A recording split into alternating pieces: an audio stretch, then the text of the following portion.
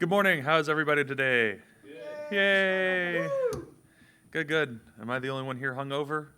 Hands? Yes. Awesome. Yes. How many of you are still drunk? Yes. So, yeah, that guy there. So, I am Joey, Lost Knowledge. You're here to see what Dungeons & Dragons taught me about InfoSec. As I've given this talk a couple of times, I've started to realize that fewer and fewer people have played Dungeons & Dragons. How many in here have actually played D&D before? Okay. I did, but pretty. Mom said it was bad. Yeah.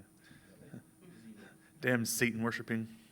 So in order to kind of fix that, I also realized, well, everything that I'm talking about that applies to Dungeons & Dragons, it applies to World of Warcraft for all you kiddies out there who don't know what pen and paper look like.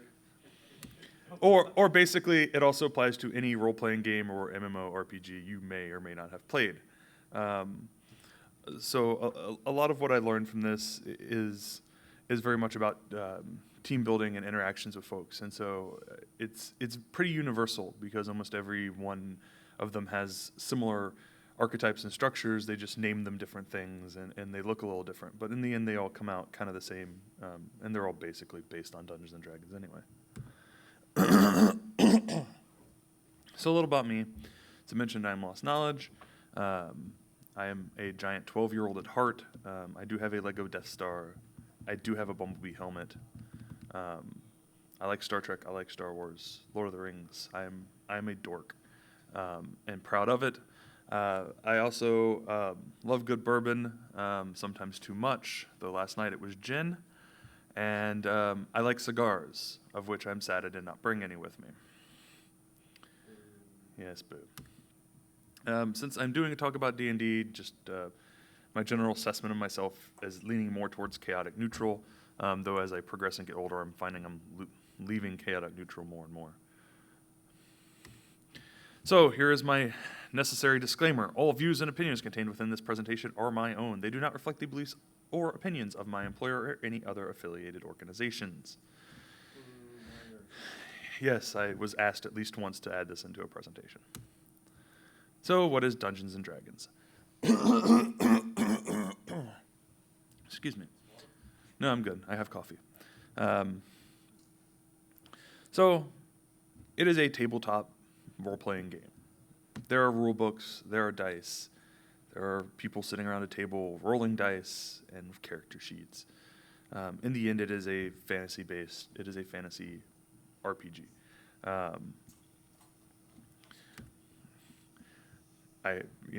In the course of doing this, in many of my presentations, I love searching the internet for memes and other such things.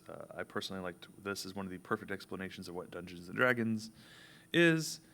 The way society views it, what my friends think I do, what my mom thinks I do, what I think I do versus what society thinks I do, what I'd rather do, and what I really do. And when I found this, I thought that was actually pretty entertaining because I was like, it's very true. It's just the way people perceive the community, perceive the nerds that sit around and play D&D. So the first lesson from this is it takes a team. So looking at characters. So in Dungeons & Dragons and in most any role-playing game, you have races. You have different types of characters. You have humans, you have elves, you have halflings, dwarves, and you get these in in other games as well. If you've ever played World of Warcraft or Lord of the Rings Online or any other MMO, there are different races of characters, right? And all of them do, to some extent, have different benefits and different abilities. You have different classes. So in every game, in pretty much every game, you have the classes that are fighter-based. Give them a big stick and watch them beat the crap out of things. And then you have the magic users, your healers, and those sorts. So whether in D&D and you're going into a dungeon, or in World of Warcraft, you're going and doing a raid, you have to have a combination of different people with the different skill sets. And so that's one of the things that that it has taught, because you can't go And in Dungeons and Dragons, you can't have a whole bunch of barbarians and have them go storm into a dungeon and expect them to come out alive. Brief explanation of the classes. Kind of did this based on somebody else's work, again, on the internet. But it was a pretty accurate representation. Excuse me. So classes in InfoSec. So you see this with, you have different people who have different skill sets. So you have developers, you have guys who are Metasploit masters, people who know mobile devices, people who know hardware, network guys who are Wireshark and Nmap wizards. So you have people with different classes with different abilities. And people may have more than one area of expertise. And so much in the case of Dungeons and Dragons, you have multi-classing. You have people who have multiple skill sets that they're good at. We call it the jack of all trades, but but in the end, you do have those people who have skill sets that cross a wide variety of areas. So as an example, I tend to consider myself very strong in networking.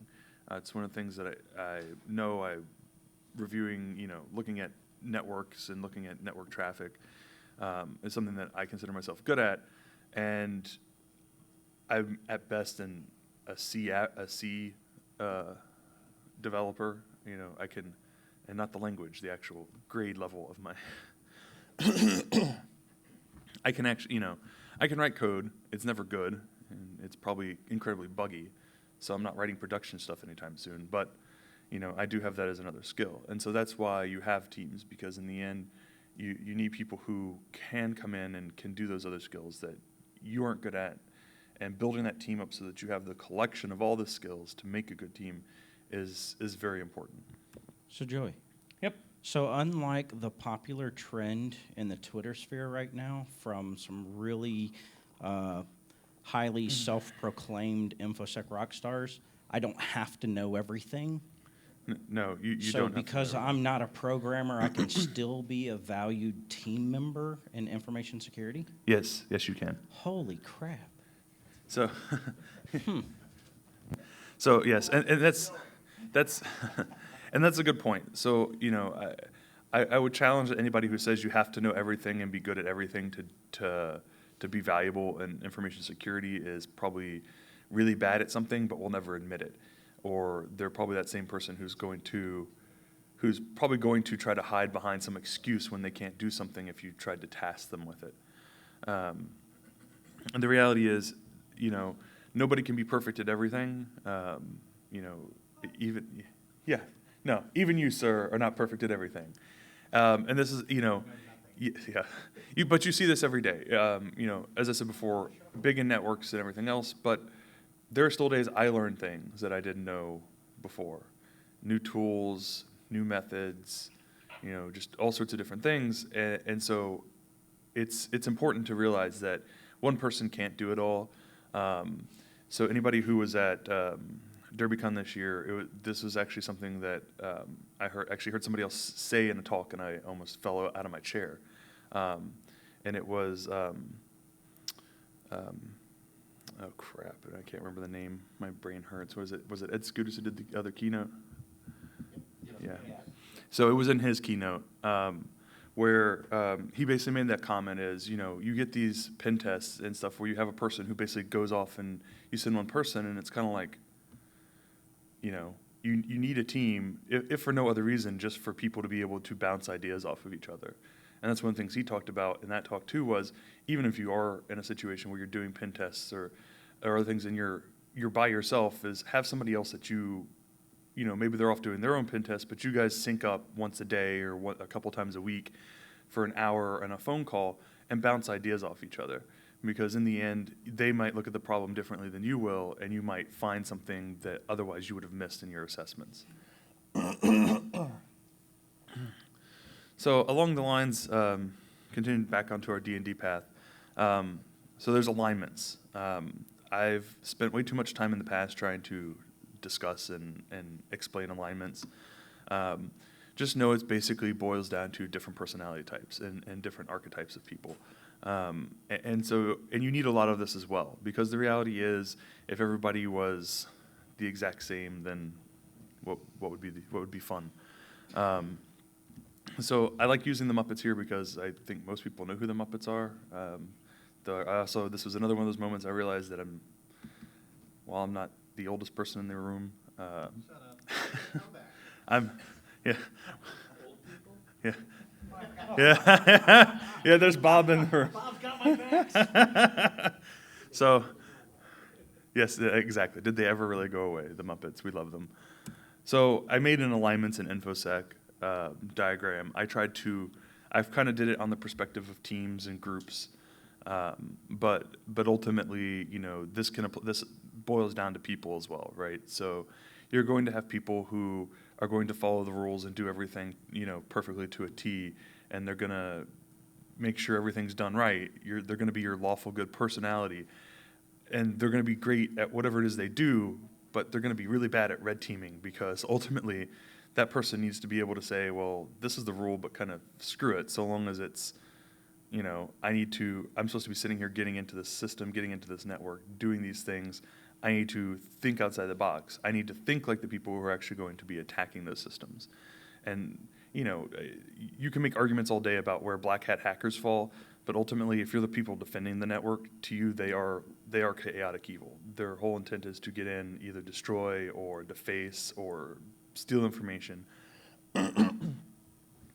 So, if you're going to go about that, you have to go about it in a similar style. And ultimately, as much as we probably hate to admit it, we need the managers, we need the suits, to if nothing else, pay the bills. And we need the lawyers to keep us out of jail, So everybody kind of has their utility there. So having these different people and having these different groups is important. You can't just have, and for those who are probably staring blankly, what are the Legos? Those are the developers, because I couldn't come up with a good picture to represent developers other than building blocks.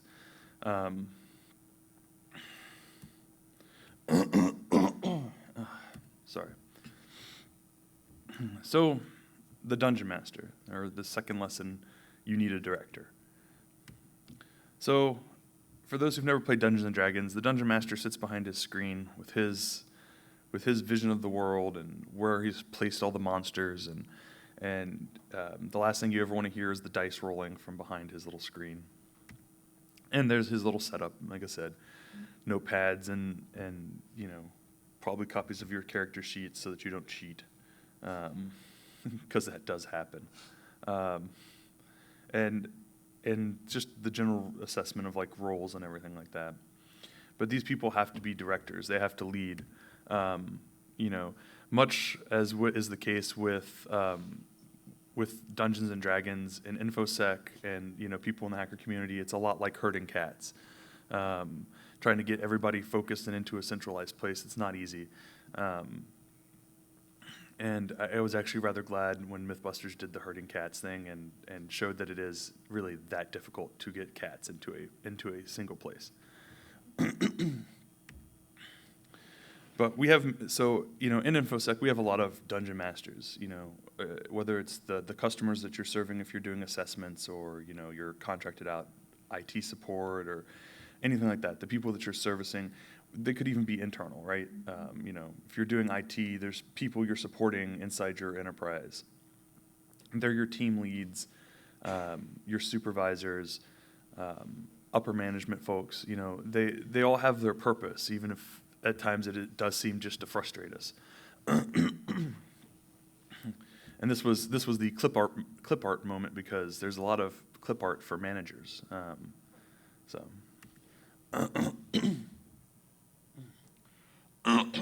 Sorry. So lesson 3, every network is a dungeon. And so when I was going through working on this presentation initially, one of the things that I found very interesting was how much dungeon maps can look like network maps. You can see, and I found two totally distinct images from 2 different places on the internet. I was like, wow, this like perfectly illustrates my point, and I didn't even have to doctor anything up. You look at it, there are nodes, there are gateways and paths and hallways and tunnels, and It's lions and tigers and bears, oh my. Pick up the mic if you're going to troll, damn it. There be dragons here and here. Yes. So I found this pretty interesting when I started to look at it, and one of the things was how you navigate through a dungeon, right? So you and your team, you walk in, you go looking around rooms, you wind up in a dead end, you go around another way, and you wind up here in what was room number 9, and maybe you find some treasure, maybe that's where you all die. You do the same thing in a network, right? You come in from the outside, you probably wind up going through some of the gateways and into the DMZ, and maybe you find some backdoor way into the internal network because somebody didn't configure things properly, because that never happens. So now you have access to all the information. So as with networks, you have obstacles in dungeons as well, right? So you run into the giant door that has the dragon on it, and this is the point where you tell your friends, don't open the door. Or you've got the, oh yes, or you have the firewall, right? You have things in your way, whether it's firewalls, IDSs, IPSs. You have these things that keep you from going to where you want to go.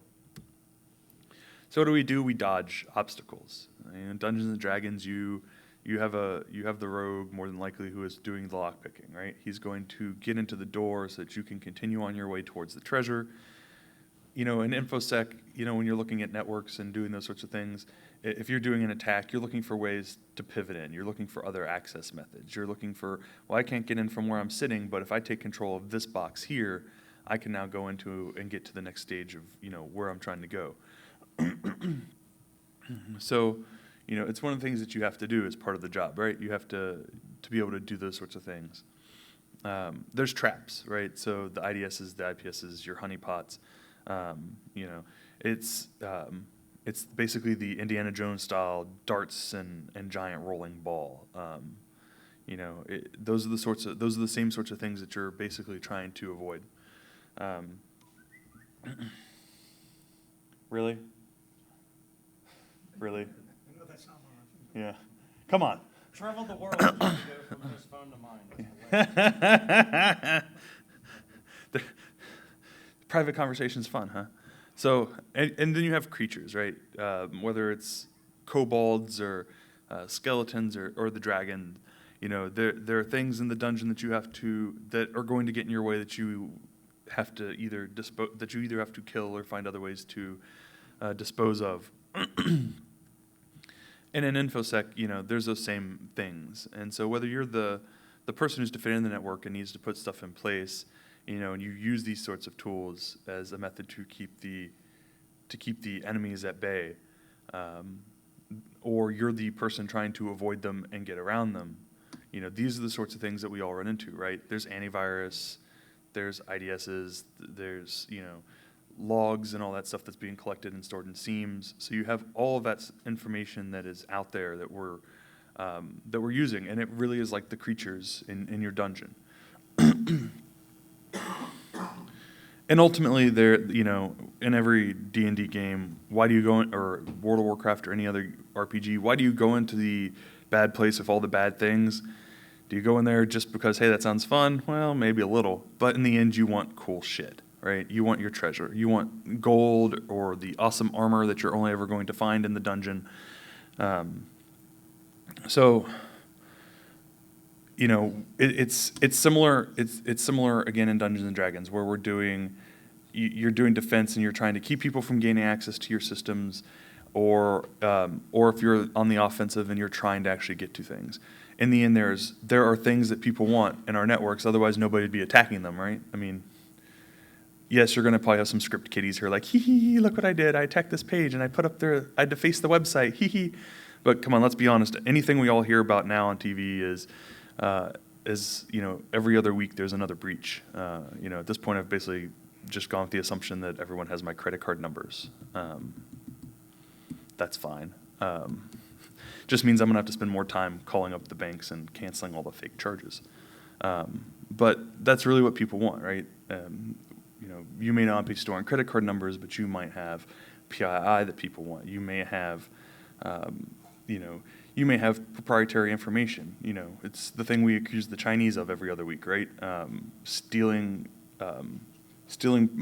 IP from companies so they can give it to Chinese companies and create knockoffs. So no matter what it is you have on your network, odds are there's probably somebody who wants it for one reason or another, or just to take over and, you know, make botnets. So the fourth lesson is using your imagination. You know, when you play the game, you know, I showed the map earlier, you know, you have a bunch of guys sitting around a table, right? So how do you take that image of that board map and the character sheets and all these things on paper and translate it into a bunch of guys attacking the dragon? Well, we have to use our imaginations to do that. And as cliche as this next picture is, that is the same thing with computers, right? We have desktops and we have visuals, and same thing with networks. We have these things in front of us that more or less abstract the reality of the equipment to us, right? I mean, ultimately, this is all just a series of ones and zeros that are designed to do a specific task. And as we all know, those things have bugs, they break, weird shit happens. But, you know, we understand the process, we understand how it works, but, you know, that's because of what we do and what we work. The more abstracted you get from this, you get down to the user level, you still see people. I still occasionally have to interact with people where it's like you're doing black magic when you do anything with a computer. It's like, oh, how did you do that? I did not know the computer could do this. Yes, there are many things the computer can do. Well, did you have a comment for that? I booted it. Yeah. The circle thingy kept coming up. There's something wrong. I can't get the CD to work. My cup holder works great. Sorry, that's old humor.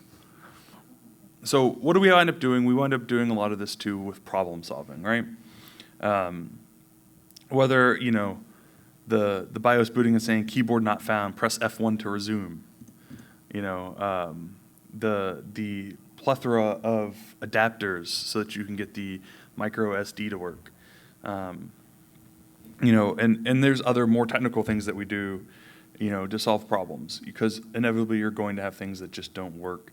You're going to have to, you know, if you're doing any sort of work, you know, you set up the new switch and everything worked great in the lab, and the second you put it in production, all of a sudden all the packets are going to goatse. You know, you're like, what the fuck's going on? So yeah. You might, yes. I'm not sorry. One time, and you hear about it forever. Yes. So you have to solve the problems, right? Well, I guess you don't have to solve them. You could make them. So the last of my lessons, nothing ever goes the way you expect. It's all about the elements of chance, right? As I was starting to allude to a little bit before. In Dungeons and Dragons and in online role-playing games, they're all basically the same, right? It's a dice roll. You know, when you play World of Warcraft, you're not literally rolling dice, but in the end, there is a back end.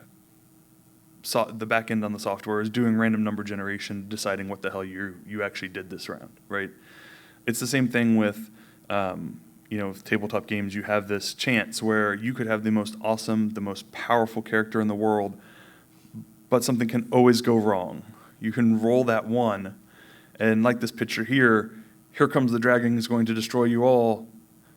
Dungeon Master rolls the dice and goes, fuck. And dragon goes and face plants into the ground. You all survive and point and laugh like that's pretty funny. You know, it happens in InfoSec too. As I mentioned, the breaking devices that, you know, seem to work fine until you put them in production, the code that doesn't compile.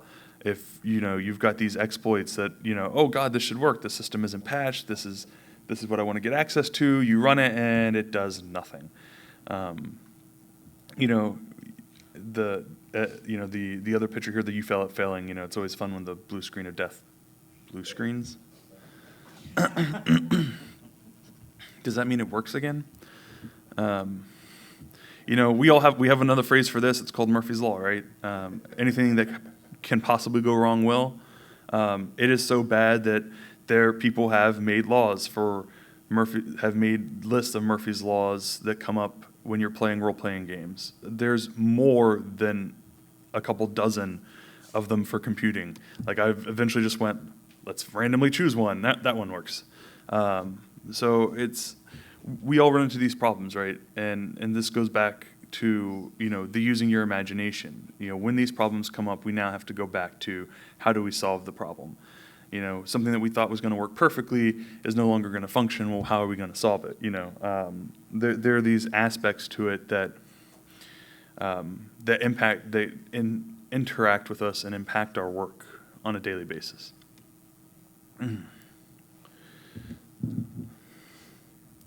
So to summarize, there are basically 5 lessons, like I said. It takes a team, having the group of people that you can trust, having the group of people that, with the different skill sets to be able to make things happen. You need the director, right? You need the leader. You need the person who's going to keep all of the cats going in the same general direction. There was another good example of this. I think it was 2 weeks ago on Big Bang Theory. They started talking about, well, how come we never get anything done? And they're like, oh, it's because we have girlfriends now. So they send the girlfriends away and they try to do something. And every 5 seconds they get distracted by YouTube videos, or they come with this, they're like talking about something, and all of a sudden somebody's like, that's actually really funny. You know what we should do? Let's go watch that movie. And it's just that, you get these instances where you need somebody who just says, guys, stop. We were trying to do this. We need to continue down this path. And so you need that in order to have a good functioning team of any type. Every network is a dungeon, right? So if you're building your networks or you're trying to attack them, whatever it is, you can use that same model. How would you defend a dungeon? How would you defend your treasure? How would you go about attacking it? So that goes into how you build your team, what people and what devices you put into your network, what that serve as your creatures in your dungeon, how those things tie in. It's stuff you have to consider whenever you're building your network, because in the end, you could have a small business and say, we're going to spend $100,000, to make the most awesome secure network in the world, and somebody's going to look at you and say, well, we barely, our annual budget's barely, $200,000. Why are we spending half of that on security? It's a little overkill, isn't it? It's all about scaling. And so those are the things that go into when you're building this network. Using your imagination, solving the problems when they come about, trying and ultimately getting to your end goal, and just remembering, that you need, the steps and processes to get to that next step, to go and do whatever it is that you want to do next, whether that's, making the network more secure, or destroying it. And then nothing ever goes the way you expect. So, problems are always going to happen. Every once in a while you're going to roll that one. And that's usually par for the course for my Mondays. So, every once in a while stuff's just not going to go right. And so you have to work past those and continue down that path. I see you over there. So now, are there any questions? We were just debating on what kind of one you were rolling. Dice. Never mind. Yes. Any questions? Anyone? All right. So I have a statement. Oh. Hold on. ONOFF. I have a statement. Okay. I thought this was excellent. It's the first time I've seen it.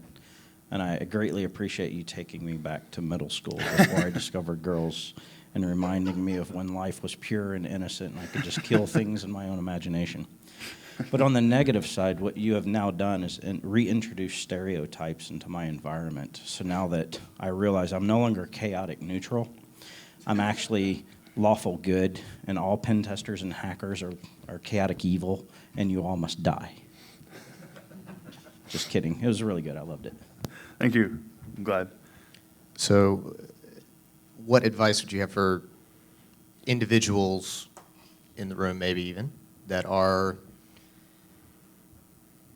trying to figure out where they sit? Like, how can they figure out, you mentioned like your role and your character and how you've progressed. What advice would you give them in following a similar journey of rolling the dice? Don't. Run away. No. So, along with every once in a while, you roll the 1. At the same time, every once in a while, the doofus also rolls a 20. There's an element to chance as to how you proceed in your career. I won't lie. There's definitely a large amount of skill, and if you are a very skilled individual and have the drive and motivation to develop those skills and to build those skills, you can pretty much go anywhere and do anything you want in the community, because ultimately people will recognize that, and you can work past any amount of chance. On the other side of that, there is chance involved, right? It's who have you met, who have you had the chance to run into, and building those networks up, because honestly, you could have the most excellent, awesome skill ever, but if nobody knows who you are and you're sitting in the back corner, well, then yeah, I have all this great, awesome skill, and you're the next, super elite hacker that's going to, revolutionize how we're doing security, or is going to come up with the next great idea for whatever, right? Because hacking doesn't just have to be an InfoSec. If you're just sitting back there in the corner and nobody's talking to you and nobody knows who you are, then you aren't going to go anywhere. And so I think that's the trick. And one of the things that's, as we kind of start to slide away from Dungeons and Dragons a little, but people who play these games, right, they're groups, and I will admit to have played them. A lot of people I know who've played are big introverts, and they don't like to go out and necessarily always interact with folks, but they interact within their group. And you get the same thing in this community, I believe. I am an introvert, and I generally hate dealing with people. But I show up to conferences, and I hug people, and I am very big on my bubble. So there's a lot of that too. There's a lot of the personal. How do you develop yourself? We can all work really hard, become masters of all of our skills. But if we don't master the ability to interact with each other, then we're not even really playing the game. See what I did there? Anything else? Well, you can even roll this into the first talk, second talk yesterday. The drug dealers, we need our oxytocin. Yeah. So a lot of the things from early D&D games that D&D environment for at least a lot of the people I knew wound up being that first sort of protective circle of your peer group, kind of like InfoSec is for a lot of us here. And so it's that first safe area you get to, and that's the same kind of thing that you want to build both with your D&D teams. You want to have that environment where they're safe to be able to offer opinions and everything else. It's the exact same thing you want on your teams around you, so that when you go in to conquer that dungeon, you've prepared as well as you can. Your team has your back, so even when you roll that 1 and trip, before you manage to stab yourself with your sword, somebody's there to grab you before you fall on it. So that's a very good thing. Everyone needs a cleric. And don't go in without the healer. Yes. And the weird multi-class guy that always showed up late because mom never drove him in time. Or how I became the paladin, right? It's just how I became the cleric thief. Cleric thief? You're already on the couch. Would you like to continue therapy now? What's another few decades of that? And a curiosity about falling uphill, because it sounds like that's part of what's being described. Mm-hmm. Because the introvert may not say, hey, I want to talk to you about this thing, unless it really passionately moved them. Do you find that that's what motivated you as you were coming up or finding your way? What brought you there? So kind of what got me to the point I was interacting. I guess the person I can blame for that, who isn't here, and people who know him will know his name when I reference him, is Shane. He is the individual who kind of, I had some basic interaction. By the time I really kind of started diving in, especially in this community, My first con was DEF CON. I do not recommend that for anybody ever. It was the worst idea I think I ever had.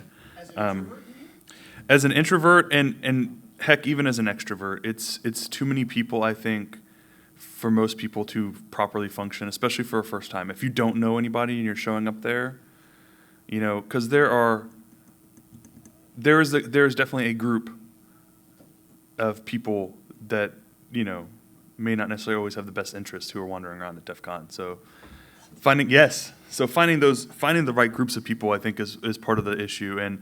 And so I'd been to Carolina Con a couple times, and he told me, and so I was working for him at the time, and he said, hey, you're going down to Carolina Con this weekend, right? I'm not going to be able to make it. Can you hook up with, I was actually with SkyDog, and, you know, talk to him and, you know, just find out some stuff. And so I did, went down and met him, and then that's kind of what led me down the dark path into more conferences. And I went to an outer zone where he shoved me on AV, and then Adrian said, I want you to be my AV bitch. And I was like, okay. Yeah. So apparently I was an AV machine. I was just like, camera, doing this, take out the SD cards. So, but in the field, you know, so I've gone to a lot more conferences. I've met a lot more people. I've met some really great people, and it gets easier to interact and easier to meet people now. So I don't always have to have, for lack of a better term, my hand holders. And yes, I do have them who force me out to interact with people. Why do you keep looking at him? Because he is my hand holder. For the most part. He is one of my enablers, let's put it that way. That might be the other good word for it. My social enabler. World interfacing agent. Yeah, there we go, world interfacing agent. That's good. There's not a lot of extroverts in the community that I've found. And we're up here on the couch, and Yeah. please feel free. So that's a talk for another time, though. And what to take the small population of extroverts and how we can kind of help bridge the gap. And that comes back to the DEF CON question. So I have a friend who is an introvert, and he had never been to Vegas. Now, not DEF CON, just Vegas in general. And he decided that since his family was out of town, Thanksgiving would be a good time to go visit Vegas. It is the most empty I have ever seen Las Vegas, because you can actually walk across Las Vegas Boulevard and not get hit by something. It was amazing. And we did. But the point... No, well, okay, good point. No, we did not get hit by anything, but it was possible to walk across safely. The point being that and he's very introverted, and he decided this is a good idea, and even that in the evenings surrounding an almost empty Vegas, where honestly, I guess extroverts are oblivious most of the time to the gigantic crowd and the drain that it can present. So again, I pose this to an introvert. Are there techniques you have found as an introvert that help you cope? Lots of time off in between. No, actually, after DerbyCon this year, I decided, I was joking, I actually think with him, that I could do a con every weekend. Basically Thursday, Friday, Saturday, Sunday, and then I'm going into isolation Monday, Tuesday, Wednesday. It would basically be 3 days of I'm not seeing anyone except my wife. You know, I've found that it is useful, if not sometimes draining, to be paired with an extrovert. So I have my wife who is relatively extrovert, though I sometimes feel like I'm pulling her further and further into introversion. I think she's like, this isolation thing seems kind of nice. How'd you pull that off? And you know, and I have friends who are extroverts, and so I use those they're, you know, the world interfacing agent. You know, it's somebody to help engage. Yes, no, that's going to become a thing now. Thank you. Go now. It's one of those copyright, trademark, patent pending. .com.org. Yes. So it's just one of those things. I have a much harder time when I don't have people around that I know. I'm trying to think if I've been to a conference this year where I didn't have somebody to enable me, and what happened. But I think the closest was probably Outer Zone this year. I didn't really have any enablers, and Well, not that you went with, but I bet you met up with them when you got there. so, yeah, if there are people there, so yeah, obviously I don't always travel with them to those places, but I do wind up meeting them in a lot of them. But still, it's a lot of a lot of times it is, if I've gone to conferences, I honestly now can't remember the last time it happened, where I didn't have somebody I necessarily knew or knew well enough that I would hang out with them regularly. And, looking back, I've done this all the way back through college and high school, is I like to say I like to leech friends.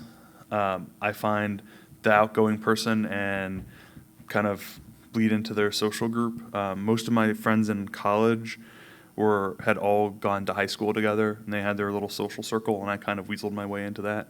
There were a couple other people I met that way too, and living in a dorm definitely forces you into that situation. And I think that's the problem when I go to conferences that I don't know other people at, is if I'm not being forced in that situation, a lot of times I have a problem forcing myself into it, unless there's large quantities of alcohol involved. So you may see part of the reason why I was drunk last night. It's a good mechanism by which I become very friendly, don't I? Social lubricant, that's what they call it, or one Yes. name for it. So, I would like to propose an alternate to the world interfacing agent. okay. What about psychological wingman? Psychological wingman. We're not taking this too far at all. I think we should spend the rest of the day just coming up with potential alternate names for it, yeah. And on another note, SkyDogCon does not endorse the overconsumption of. No, I'm just kidding.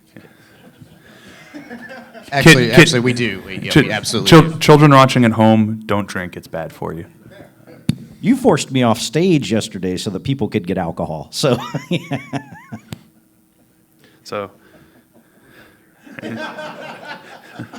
any other questions? Anything? All right. Thank you, everybody.